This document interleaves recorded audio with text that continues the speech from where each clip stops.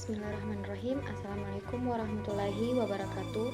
Perkenalkan, nama saya Dwi Afriliana dengan NIM J1A1181213.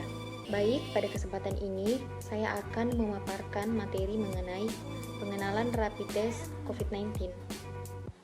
Nah, pertama saya akan menjelaskan definisi COVID-19. COVID-19 adalah penyakit menular yang disebabkan oleh jenis coronavirus yang baru ditemukan. Ini merupakan virus baru dan penyakit yang sebelumnya tidak dikenal sebelum terjadi wabah di Wuhan, Tiongkok bulan Desember 2019 lalu. Kemudian selanjutnya manfaat rapid diagnostic test COVID-19. Rapid test bermanfaat secara massal atau screening potensi kasus positif virus corona di masyarakat. Kemudian selanjutnya kriteria orang yang akan di rapid test. Yang pertama, OTG atau orang tanpa gejala adalah mereka yang tidak menunjukkan gejala tetapi pernah melakukan kontak erat dengan orang positif COVID-19.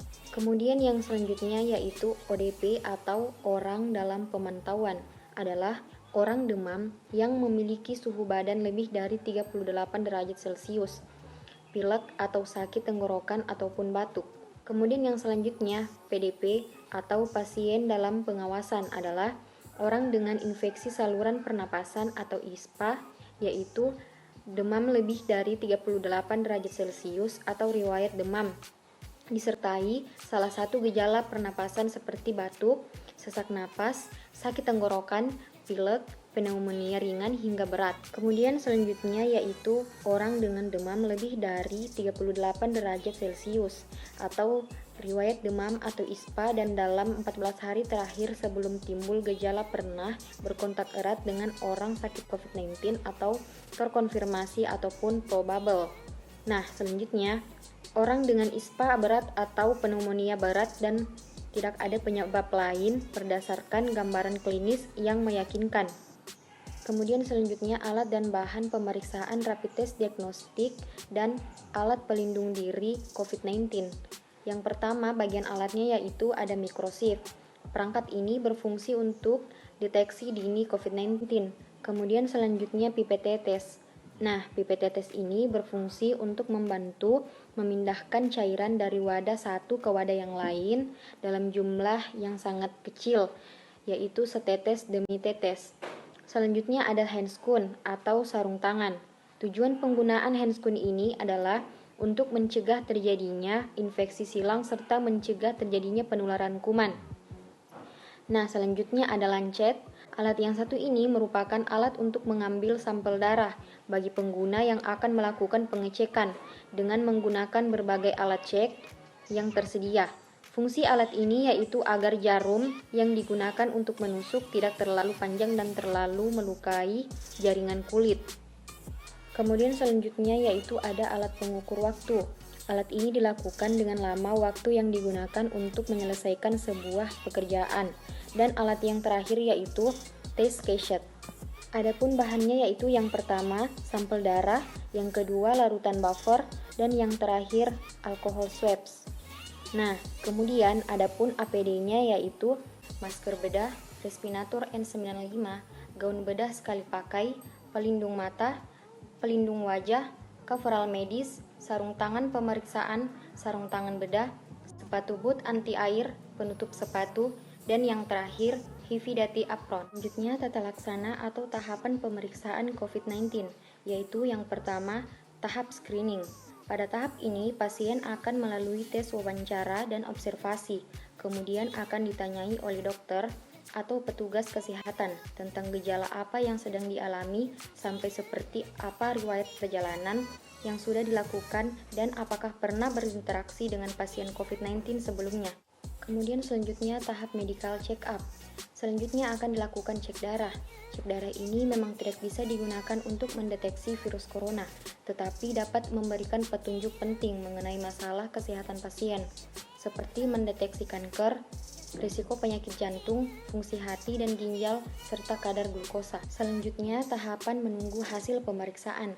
Pada tahap ini, biasanya pasien akan dipindahkan ke ruang dekontaminasi sambil menunggu hasil tes yang sudah dilalui sebelumnya. Hasil tes ini akan diketahui 1-2 jam. setelahnya dan akan menunjukkan apakah pasien benar suspek corona atau tidak. Kemudian yang selanjutnya ada tahap pembayaran. Terakhir adalah tahap pembayaran bagi pasien yang tidak dinyatakan suspek corona. Biayanya terbilang cukup mahal, meskipun setiap rumah sakit rujukan mematok harga yang berbeda-beda. Tetapi biasanya biaya ini tergantung dengan fasilitas serta pelayanan kesehatan yang disediakan. Rata-rata biaya penanganan yang tidak sampai pada tes virus corona COVID-19 dipatok dengan harga mulai dari 200.000 sampai 700.000. Nah, jika dokter merekomendasikan untuk melakukan tes virus corona COVID-19 lebih lanjut, maka pasien suspek corona akan melalui beberapa tahapan lagi, yaitu ruang isolasi. Pasien akan dipindahkan ke ruang isolasi, namun proses pemindahan ke ruang isolasi ini membutuhkan waktu yang cukup lama karena jumlah pasien yang semakin bertambah setiap harinya. Maka dari itu biasanya pasien akan diminta untuk menunggu terlebih dahulu di ruang dekontaminasi sampai kamar isolasi rawat inap kosong atau pasien akan dipindah ke rumah sakit rujukan lain yang bersedia menerima. Kemudian selanjutnya tes virus corona atau tes swab. Tes ini dilakukan dengan mengambil sampel jaringan sel pada hidung atau tenggorokan. Selanjutnya tahap pembayaran. Berbeda dengan biaya ketika pasien dinyatakan tidak suspek corona. Biaya yang dikeluarkan untuk pasien yang sampai pada tahap tes virus corona COVID-19 selanjutnya rata-rata akan diminta untuk membayar dengan biaya total 1,5 juta. Baik, selanjutnya cara analisa hasil pemeriksaan RDT COVID-19. Untuk mendeteksi timbulnya antibodi seseorang terhadap virus COVID dalam sampel darah yang diperiksa. Selain itu, jika PCR mendeteksi adanya virus COVID secara langsung, RDT mendeteksi timbulnya antibodi seseorang terhadap virus COVID berupa antibodi IgM dan antibodi IgG. Adanya antibodi IgM menunjukkan respons tubuh pada tahap awal atau respon akut infeksi virus COVID-19, sementara IgG menunjukkan tubuh pernah terinfeksi COVID-19. Hasilnya dapat dibaca secara visual pada alat RDT, seperti yang terjadi pada alat tes kehamilan. Pada alat RDT yang dipakai di Indonesia saat ini, jika hasil tes menunjukkan positif akan muncul dua garis pita warna merah atau di garis C dan T di garis kontrol. Sementara jika hanya muncul satu pita merah hanya di garis C, maka menunjukkan negatif. Hasil dapat diketahui sekitar 10-15 menit. Itulah tadi penjelasan singkat saya mengenai pengenalan rapid test COVID-19.